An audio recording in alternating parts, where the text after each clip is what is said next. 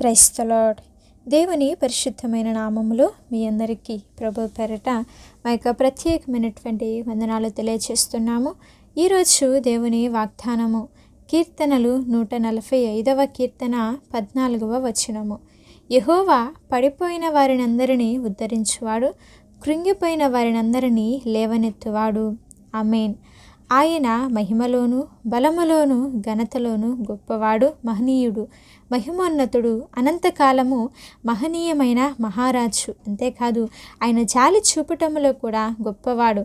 ఆయన తన ప్రజలను విడనాడువాడు కాడు. తన స్వాస్యమును ఆయన ఎన్నడూ కూడా విడిచిపెట్టలేదు.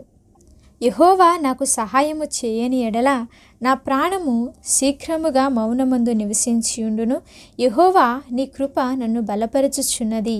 ఎవరైతే ఆయన మీద ఆశ పెట్టుకుంటారో వారు ధన్యుడు అని కీర్తనాకారుడు సెలవిస్తున్నాడు.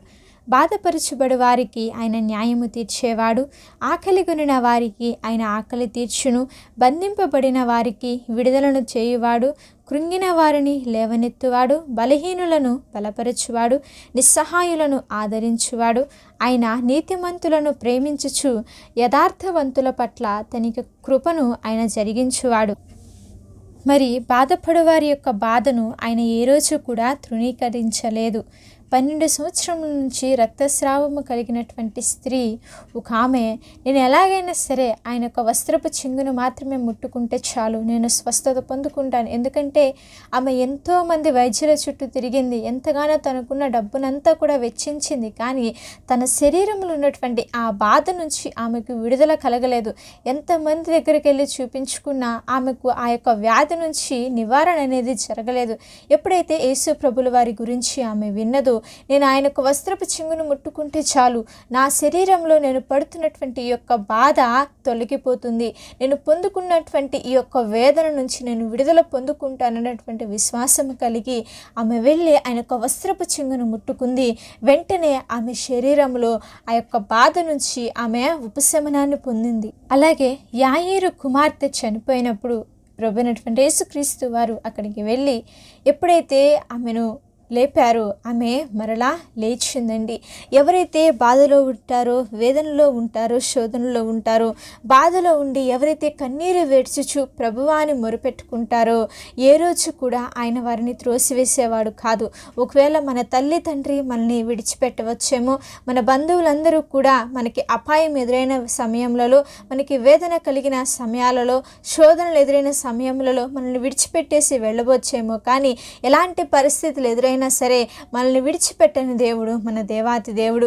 తప్పిపోయిన కుమారుడు తండ్రిని విడిచేసి ఏ విధంగా అయితే తన సొంతముగా తను ప్రయాణమై వెళ్ళిపోయాడో, మరలా అతడు తన తప్పును తెలుసుకుని తన తండ్రి ఎదుకు తిరిగి వచ్చినప్పుడు ఏ విధంగా అయితే ఆ తండ్రి కుమారుణ్ణి అక్కున చేర్చుకొని చెంత చేర్చుకొని ముద్దు పెట్టుకున్నాడో, మన పరలోకమందున్న తండ్రి కూడా మనం బాధపడుచుంటే, మనం వేదన పడుతుంటే ఆయన చూసి ఆనందించే దేవుడు కాదండి.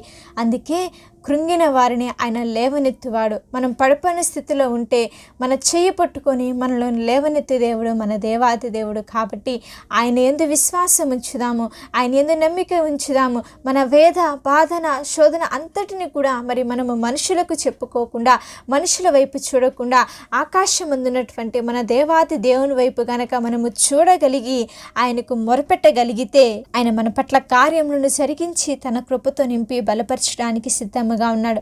అందుకే మీ యొక్క సహనమును అన్య జనులకు తెలియచేయుడి.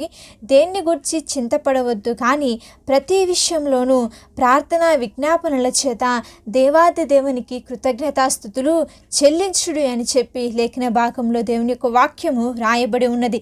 ఎలాంటి శ్రమలు, ఎలాంటి స్థితిగతులు ఎదురైనా సహనముతో మనమందరము కూడా దేవుని కొరకు కనిపెట్టుకుందాం. కీర్తనలు 40వ కీర్తనలో రాయబడి ఉంటుంది, యెహోవా కొరకు నేను సహనముతో కనిపెట్టుకుని ఉన్నాను. ఎప్పుడైతే మనము ఓర్పు కలిగి సహనము కలిగి ఆయన సన్నిధిలో ఆయన యొక్క కార్యముల కొరకు, ఆయన యొక్క క్రియల కొరకు విశ్వాసముతో ఎప్పుడైతే ఎదురు చూస్తామో, మన ఎదురు చూసిన దానికి ప్రతిఫలముగా దేవుడు మన పట్ల కార్యములు జరిగించే దేవుడు. ఆయన మాట్లాడుచు అంటున్నాడు, మీరు చింతపడవద్దు, ఏ విషయం గురించి కూడా చింతపడవద్దు, ప్రతి విషయంలో కూడా ప్రార్థనల చేత దేవునికి కృతజ్ఞతాస్తుతులు చెల్లించండి, ఆయనే మీ యొక్క కార్యములను సఫలము చేస్తాడు, నెరవేరుస్తాడని సెలవిస్తున్న రీతిగా ఎలాంటి పరిస్థితులు ఎదురైనా చింతపడకుండా, దిగులు చెందకుండా, బాధపడకుండా, దేవా నీవు బాధపడు వారి యొక్క బాధను తృణీకరించలేదయ్యా.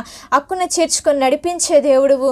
నాకు ఎదురవుతున్న యొక్క బాధలు నుంచి నన్ను తప్పించి నాకు విడుదల దయచేసి నాకు సంతోషంలో, నెమ్మదిని, శాంతిని నా కుటుంబంలో అనుగ్రహించు దేవా అని చెప్పి మనమందరం కూడా ప్రార్థన విజ్ఞాపనల చేత దేవుని యొక్క సన్నిధిలో మొరపెట్టుకుందాము.